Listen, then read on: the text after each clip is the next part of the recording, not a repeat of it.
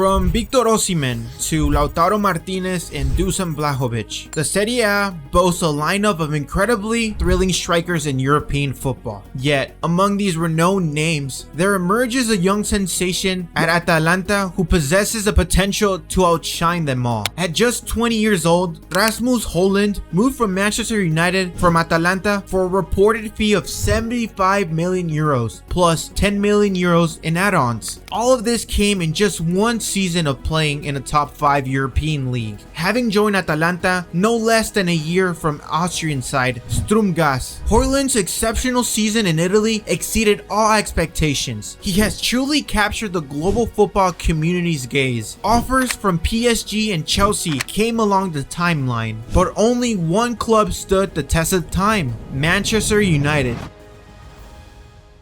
At his time in Atalanta, Hojlund started 20 league fixtures, scoring 9 times. He also completed 90 minutes in the Italian Serie A on only 5 occasions. And that, in terms of the basic facts of his exposure to top level football, is about as much many people know. At this moment in time, I'm not even sure if this will be a great move for the player or a really bad financial decision for Manchester United. We truly cannot see what the future holds for the player. So today, I'm going to try to give my personal opinion, I guess from a non-biased standpoint, and see if my take holds any weight in the future. Please let me know if you disagree with me on this take. I'd be really willing to talk it out with anyone in the comments down below. Could this be the game-changing player United fans have been yearning for? Or could this also be one of the worst signings they have ever made? Let's get right into it.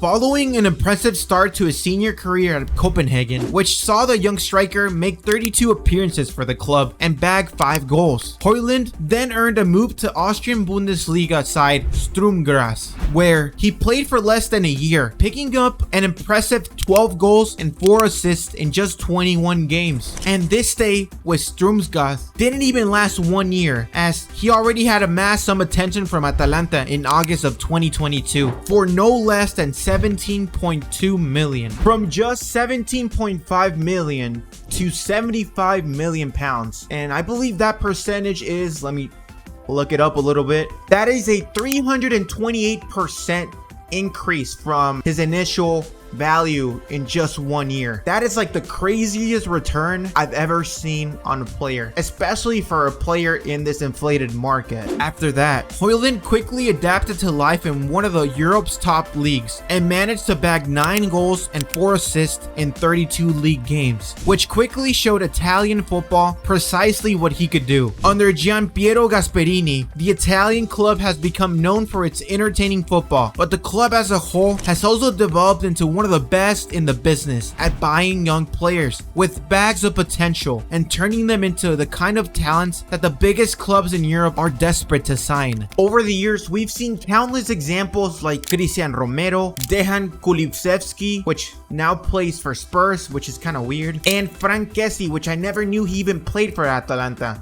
and many more others. Atalanta has proved time and time again that they are a team that can develop young players into stardom. And there's little doubt that Hojlund was considered to be one of the following big names of that conveyor belt of talent. It wasn't a matter of where, it was a matter of when. And what do I think of this signing, might you ask? Okay, so let's get the bad things out of the way. My first point that I'd like to bring is that 75 millions for a player is way too much. And I understand that in this inflated market, it seems like it's kind of like a bargain, but 75 million pounds is a lot of money, and you can do a lot of stuff like sign players and do many other things with that money. So I just don't like that he was that high of a price tag, especially for Manchester United. The second point that I like to bring is that I don't think he's proven to me 100% that he's capable of competing in the Premier League 100%. I know he had a really good season with Atalanta, which is, I mean, a good thing, but we've seen other players consistently perform in a top 5 league for many years. You can name like Erling Haaland had many good seasons with with Borussia Dortmund. Even maybe you can say the same thing about Jude Bellingham. He had really good seasons there as well. They're proven to be really good. But for a player that has only played one season, I just don't think that his goals and assist ratio aren't that good. So, and the last thing, I guess the last point that I'd like to bring is that already we've seen that he's injury prone. I believe at the moment of this recording, he recently got an injury, supposedly when he was going through his medical, and he's not going to be able to play the first few weeks at Manchester United. So if we already see one little small injury in him at the age of 20 years old, that just means that might prove that later on he might get more injuries. So I don't really like him for those 4 reasons. I don't know. That's just my take on it pretty much. The good thing about this player is that he'll be under Erik ten Hag, which obviously we've seen him at Ajax, and he's done really good with really young players. He's developed them enough to compete at the highest level. We've seen him pretty much develop young talent. That's like my only, I actually do have another point, but that's one of my major points why I think it's really good for the player and for Manchester United. And the second point that I like to bring for the good side is that as long as Manchester United have Erik ten Hag, that I completely support him. If